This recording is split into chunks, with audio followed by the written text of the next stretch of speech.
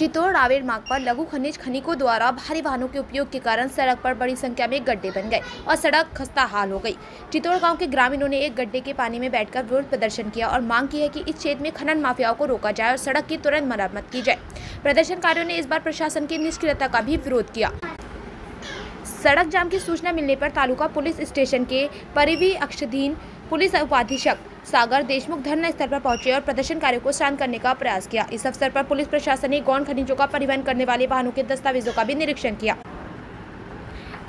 इसलिए लघु खनिज छूट बहुत कम कर दी गई है। चित्तौड़ रावेर सड़क निर्माण के लिए ग्रामीणों की ओर से जिला प्रशासन एवं निर्माण विभाग को ज्ञापन सौंपा। जिला कलेक्टर ने निर्माण विभाग को 1 अप्रैल से सड़क निर्माण करने का आदेश दिए। हालांकि सड़क का काम शुरू नहीं होने से नाराज ग्रामीणों ने चित्तौड़ गांव में सड़क जाम कर दिया। क्या ग्रामीणों द्वारा सड़क अवरोध के विरोध के बाद सड़क का काम शुरू होगा, ये देखना महत्वपूर्ण होगा। इस समय चित्रपट गाँव के पूर्व सरपंच गौतम गायकवाड़, खुशहाल वाघ, नंद किशोर वैसानी, विजय केरलकर, छोटू बागोल, चिंतामन उडीकर, भीमा गवली, शिवाजी जामदादे, रमेश अहिरे, अविनाश बरसके, शगन बागुल सहित बड़ी संख्या में ग्रामीण विरोध प्रदर्शन में शामिल हुए।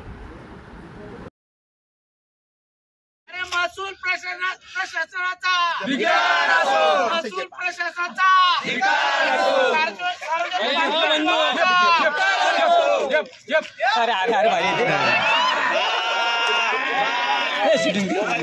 वर अजून एकदा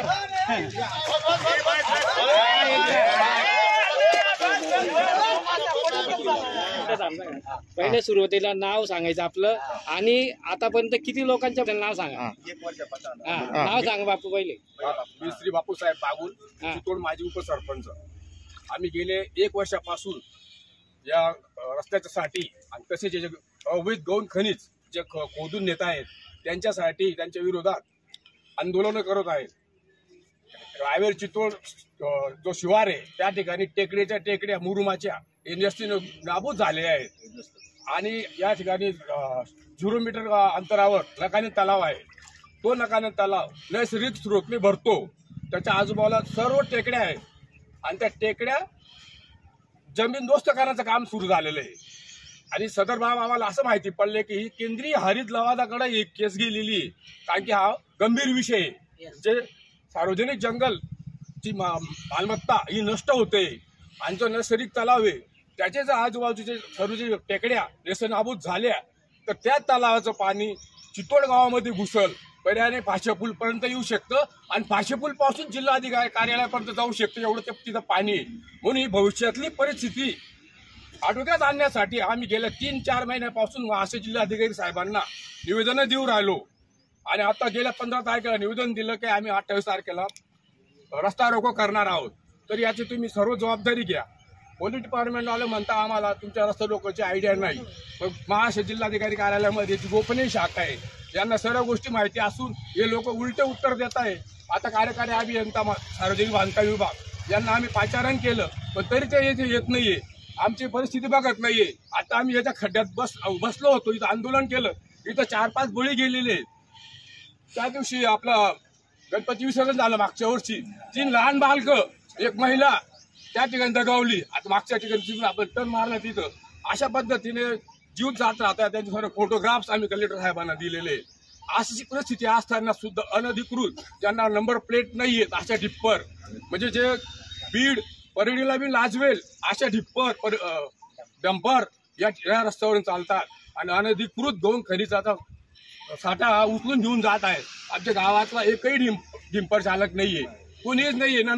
गौतम याच्या ना माझ्या आहेत ना कोणाच्या आहेत, सर्व बाहेरच्या आहेत, त्याच्यातला बिगर नंबर प्लेटच्या बी गाड्या आहेत। अशी एकंदरीत परिस्थिती आहे ती भविष्यामध्ये धोकेदायक आहे। याचा सर्वस्वी जिल्हाधिकारी साहेबांनी गांभीर्यपूर्वक विचार करावा, अन्यथा भविष्यामध्ये याचा मोठा स्फोट होईल आणि त्याला सर्वस्वी जबाबदारी प्रशासनाची राहील अशी मी गाववाल्यांच्या तर्फे तुम्हाला सांगण्यात येत आहे। अद्याप चित्तौड़ रावेर दह्यानं हा जो प्रमुख रस्ता आहे त्या रस्त्यावरून अनेक लहान मोठी वाहनं, अवजड वाहनं आणि रहदारी कायम चालू असल्यामुळे या ठिकाणी जे रस्त्यांना खड्डे पडलेले आहेत त्यामुळे रस्त्यांची अक्षरशः चाळण झालेली आहे। यासाठी आम्ही चित्तौडकर नागरिकांनी आणि परिसरातील नागरिकांनी महाशय आयुक्त साहेब, महाशय कार्यकारी अभियंता सार्वजनिक बांधकाम, महाशय जिल्हाधिकारी साहेब यांना अनेक वेळा लेखी तोंडी निवेदनं देऊन सुद्धा त्यांनी कुठली फक्त टाळाटाळ याच्या पलीकडे काहीच त्यांनी कारवाई केलेली नाही। या संदर्भात आम्ही परत त्यांना निवेदन दिलं की आम्हाला रास्ता रोक आंदोलन करायचं आहे आणि खरा हा रस्ता जर एवढा नादुरुस्त झाल्याचं मूळ कारण म्हणजे इथं या रस्त्यावरून बेकायदेशीर गौण खनिज वापरली जाते आणि ते अवजड वाहनं जास्त ये जा रात्री बेरात्री करत असल्यामुळे इथं मोठी मोठी खड्डी पडलेली आहेत। अक्षरशः 3-3, 4-4 फुटाचे खड्डे आहेत। पायी चालणं सुद्धा अवघड झालेले आहे। या खड्ड्याच्या जागी अनेक महिलांचे, माणसांचे, पुरुषांचे छोटे मोठे अपघात होऊन त्यांना हातापायांना इजा झालेल्या आहेत, हातपाय मोडलेले आहेत। या संदर्भात आम्ही आजचा हा निर्णय घेतलेला आहे। म्हणून या आंदोलन करतेवेळी जर जबाबदार अधिकारी आल्याशिवाय हे आंदोलन सोडलं जाणार नाही किंवा बंद होणार नाही, तर अविरत हे आंदोलन चालू राहील।